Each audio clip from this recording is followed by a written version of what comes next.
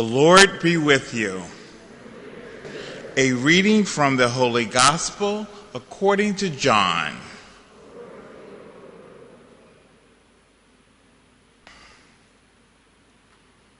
As Jesus passed by, he saw a man blind from birth. His disciples asked him, "Rabbi, who sinned, this man or his parents, that he was born blind?" Jesus answered, "Neither he nor his parents sinned. It is so that the works of God might be made visible through him. We have to do the works of the one who sent me while it is day. Night is coming when no one can work. While I am in the world, I am the light of the world." When he had said this, he spat on the ground and made clay with the saliva, and smeared the clay on his eyes, and said to him, "Go wash in the pool of Siloam," which means sent. So he went and washed and came back able to see. His neighbors and those who had seen him earlier as a beggar said, "Isn't this the one who used to sit and beg?" Some said, "It is," but others said, "No, he just looks like him." He said, "I am." So they said to him, "How were your eyes opened?" He replied, "The man called Jesus made clay and anointed my eyes and told me, 'Go to Siloam and wash.' So I went there and washed and was able to see." And they said to him, "Where is he?" He said, "I don't know." They brought the one who was once blind to the Pharisees. Now Jesus had made clay and opened the eyes on a Sabbath. So then the Pharisees also asked him how he was able to see. He said to them, "He put clay on my eyes, and I washed, and now I see." So some of the Pharisees said, "This man is not from God, because he does not keep the Sabbath." But others said, "How can a sinful man do such signs?" And there was a division among them. So they said to the blind man again, "What do you have to say about him, since he opened your eyes?" He said, "He is a prophet." Now the Jews did not believe that he had been born blind and gained his sight until they summoned the parents of the one who had gained his sight. They asked him, "Is this your son who you say was born blind? How does he now see?" The parents answered and said, "We know that this is our son and that he was born blind. We do not know how he sees now, nor do we know who opened his eyes. Ask him, he is of age. He can speak for himself." His parents said this because they were afraid of the Jews, for the Jews had already agreed that if anyone acknowledged him as the Christ, he would be expelled from the synagogue. For this reason, his parents said, "He is of age, question him." So a second time they called the man who had been born blind and said to him, "Give God the praise.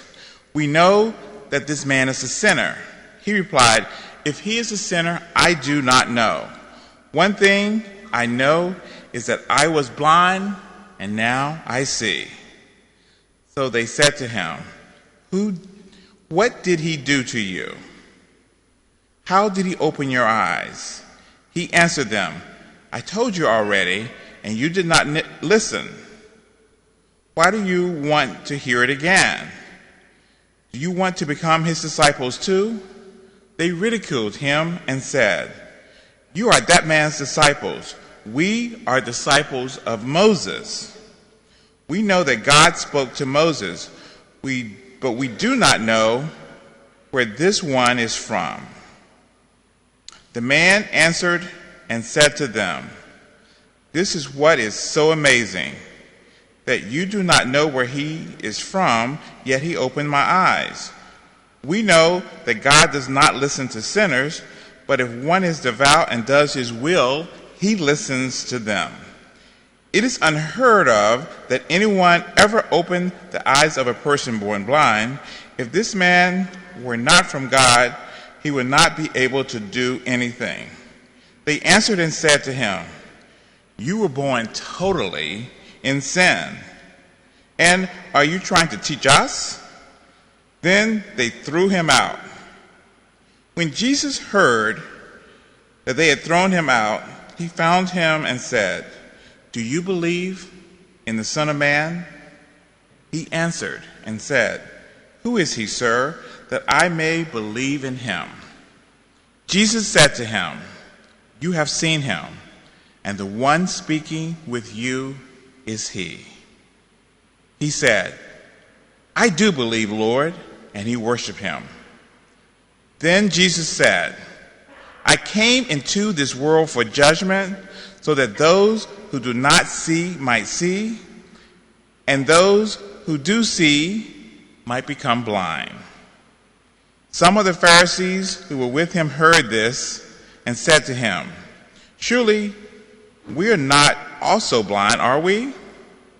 Jesus said to them, if you were blind, you would have no sin. But now you are saying, we see, so your sin remains. The Gospel of the Lord.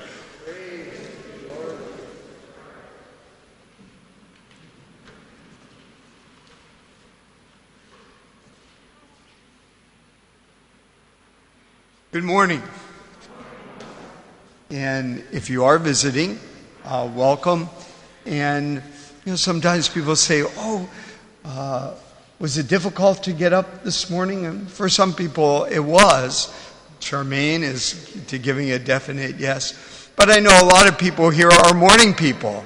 They're happy to be here at this time.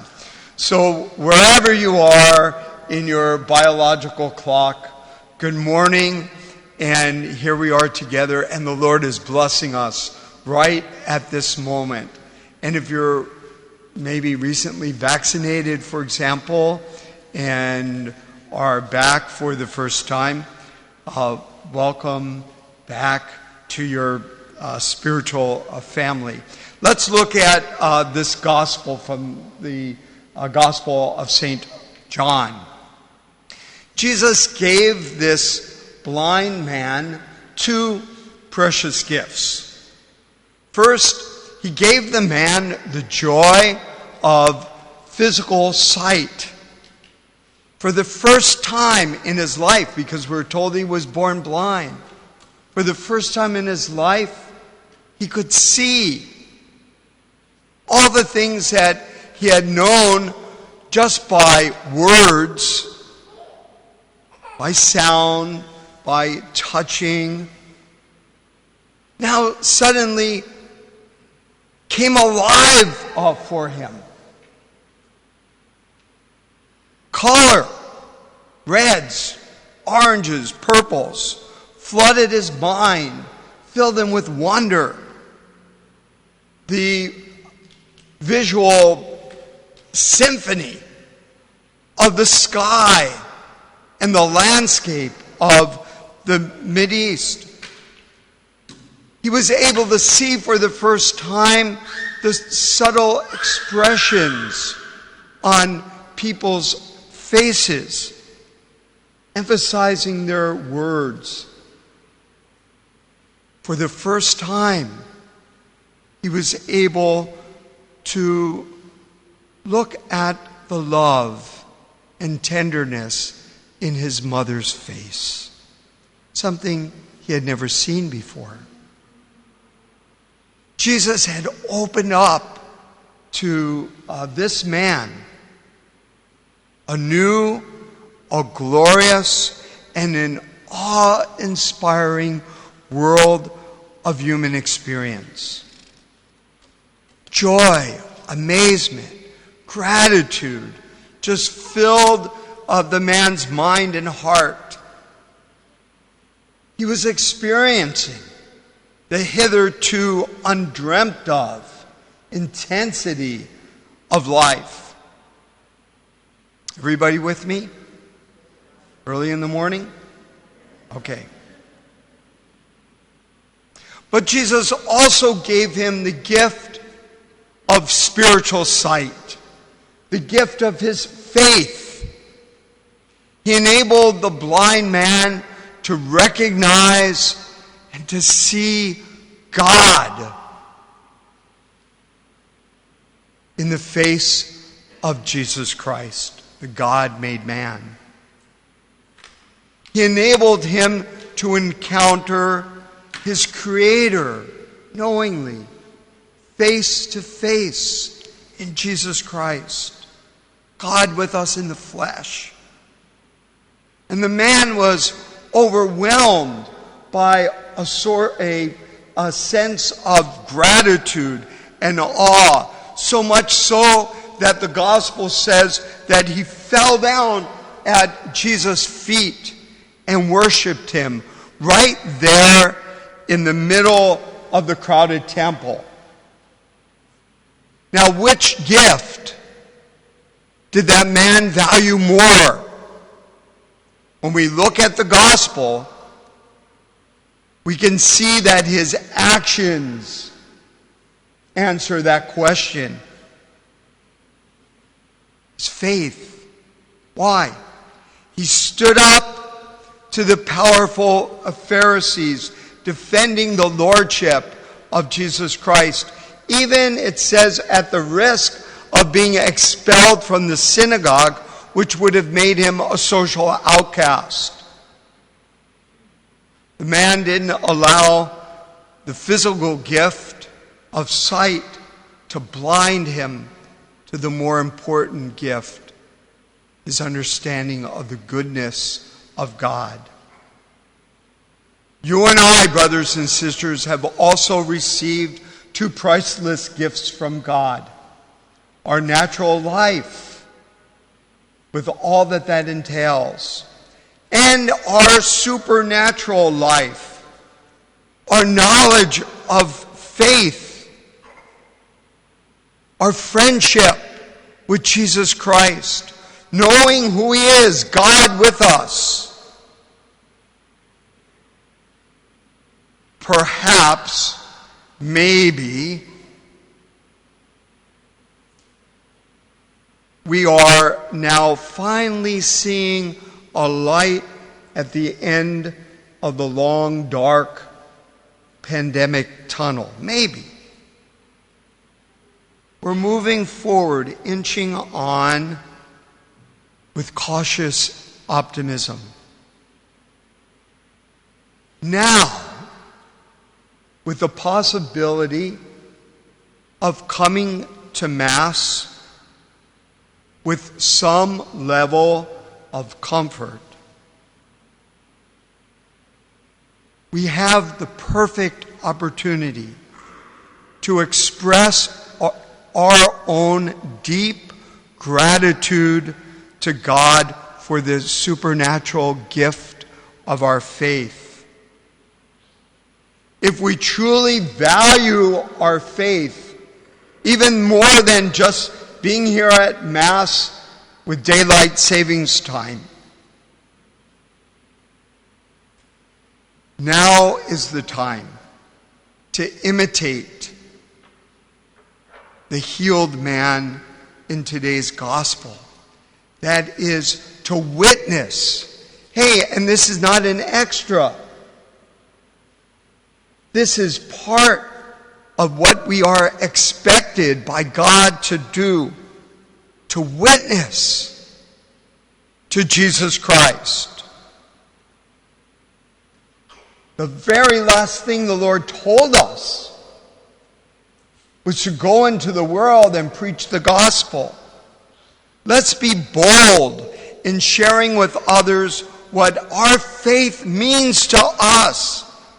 How we have experienced the love of Jesus Christ. How the Lord continuously brings joy and hope into My life personally, let's share that with people. It's the perfect opportunity right now to invite someone to Mass and to experience for themselves the power of Christ's death and resurrection in the Most Holy Eucharist. Sisters and brothers, the message for us today at this moment is clear. Now is the time to tell others what Jesus has done for us. In gratitude, to express our faith by wholehearted and not timid evangelization. I'll give a quiz at the end after the gospel. Make sure you heard it all. Actually, I did that yesterday. I had the confirmation retreat Mass, and I quizzed them. They did very well, by the way.